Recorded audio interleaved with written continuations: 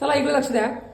प्रश्न दिलेला आहे 10 पुस्तकांची किंमत 20 रुपये आहे, तर 15 पुस्तकांची किंमत किती. आपल्याला 10 पुस्तकांची किंमत, सुरुवातीला पुस्तके आणि इकडे काय आहे किंमत, बरोबर. आता आपल्याला पुस्तके किती आहेत 10.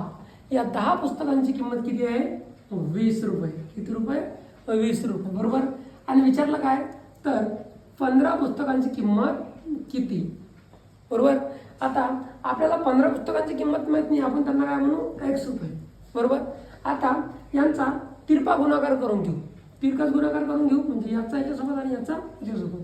मग काय 15 गुणेला 20 भागेला हा 10 आणि बरोबर x. आता आपल्याला x ची किंमत काढायची आहे. मग 10 एक 10 आणि 10 दुने 20 राहिले काय बघा 15 गुणेला 2 बरोबर x. 15 दुने 30 बरोबर x. म्हणजे 15 पुस्तकांची किंमत किती आहे तर 30 रुपये. तर बघा इथं बघा 10 पुस्तकांची किंमत 20 म्हणजे एका पुस्तकाची किंमत किती होती 2 रुपये, बरोबर ना. मग आता 15 पुस्तकाची किंमत 30 म्हणजे 15 दुने 30, बरोबर ना. हे पण एक शॉर्टकट ट्रिक्स होती. त्यानंतर बघा अजून एक प्रश्न तुम्हाला स्क्रीनवरती दिसतोय, त्या प्रश्नाचं उत्तर तुम्हाला कमेंट करून सांगायचे. आणि आपला व्हिडिओ आवडल्यास व्हिडिओला लाईक करा, शेअर करा आणि आपल्या चॅनलला सबस्क्राईब करा.